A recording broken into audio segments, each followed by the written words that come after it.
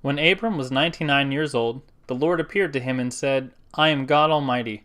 Walk before me faithfully and be blameless. Then I will make my covenant between me and you, and will greatly increase your numbers.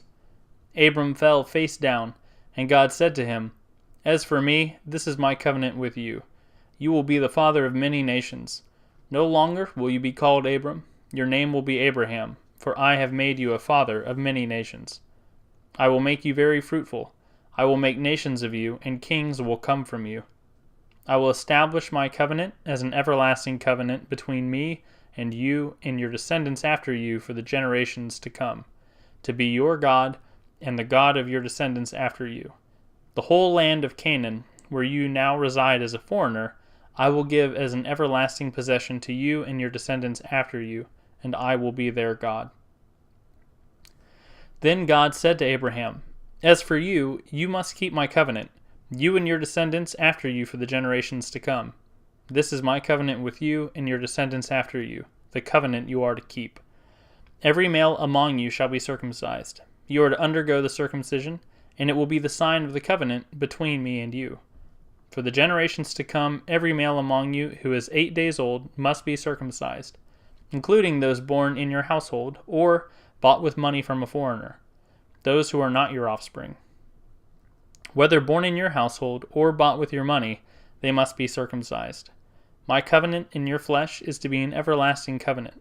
Any uncircumcised male who has not been circumcised in the flesh will be cut off from his people. He has broken my covenant. God also said to Abraham, As for Sarai, your wife, you are no longer to call her Sarai. Her name will be Sarah. I will bless her and will surely give you a son by her.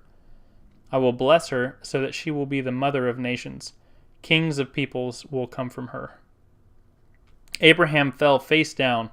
He laughed and said to himself, Will a son be born to a man 100 years old? Will Sarah bear a child at the age of 90? And Abraham said to God, If only Ishmael might live under your blessing.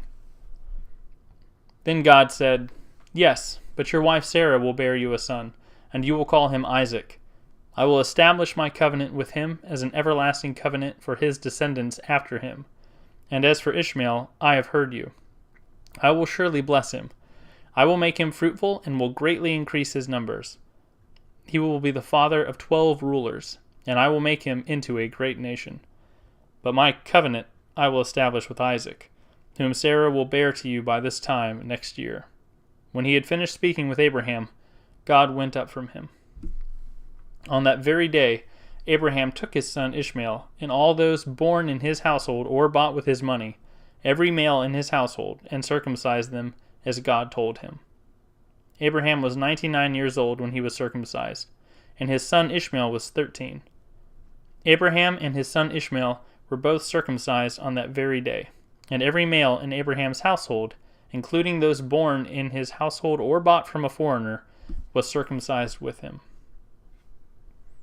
Chapter 18.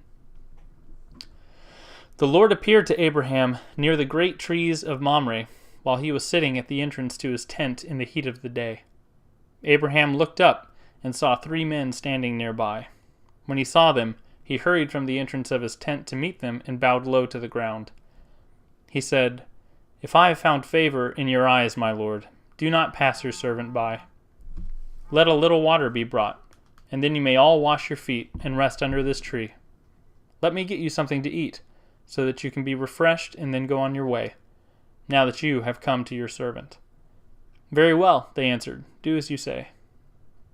So Abraham hurried into the tent to Sarah. Quick, he said, get 3 seahs of the finest flour and knead it and bake some bread. Then he ran to the herd and selected a choice, tender calf and gave it to a servant, who hurried to prepare it. He then brought some curds and milk and the calf that had been prepared, and set these before them. While they ate, he stood near them under a tree. Where is your wife Sarah? They asked him. There, in the tent, he said. Then one of them said, I will surely return to you about this time next year, and Sarah your wife will have a son. Now Sarah was listening at the entrance to the tent, which was behind him. Abraham and Sarah were already very old. and Sarah was past the age of childbearing. So Sarah laughed to herself as she thought, "After I am worn out and my Lord is old, will I now have this pleasure?" Then the Lord said to Abraham, "Why did Sarah laugh and say, 'Will I really have a child now that I am old?' Is anything too hard for the Lord? I will return to you at the appointed time next year, and Sarah will have a son." Sarah was afraid, so she lied and said, "I did not laugh." But he said, "Yes, you did laugh." When the men got up to leave, they looked down toward Sodom, and Abraham walked along to see them on their way. Then the Lord said, "Shall I hide from Abraham what I am about to do? Abraham will surely become a great and powerful nation, and all nations on earth will be blessed through him. For I have chosen him, so that he will direct his children and his household after him to keep the way of the Lord by doing what is right and just, so that the Lord will bring about for Abraham what he has promised him." Then the Lord said, "The outcry against Sodom and Gomorrah is so great, and their sin so grievous, that I will go down and see if what they have done is as bad as the outcry that has reached me. If not, I will know." The men turned away and went toward Sodom, but Abraham remained standing before the Lord. Then Abraham approached him and said, "Will you sweep away the righteous with the wicked? What if there are 50 righteous people in the city? Will you really sweep it away and not spare the place for the sake of the 50 righteous people in it? Far be it from you to do such a thing, to kill the righteous with the wicked, treating the righteous and the wicked alike. Far be it from you. Will not the judge of all the earth do right?" The Lord said, "If I find 50 righteous people in the city of Sodom, I will spare the whole place for their sake."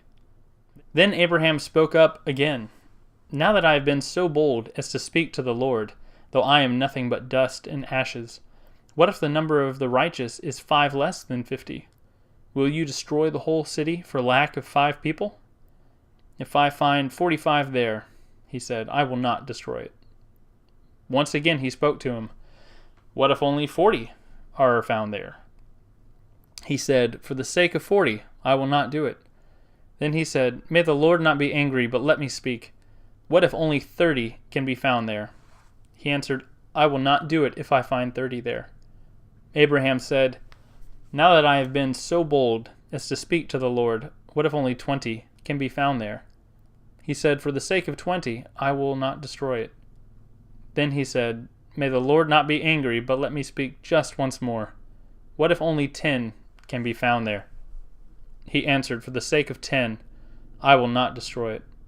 When the Lord had finished speaking with Abraham, he left, and Abraham returned home.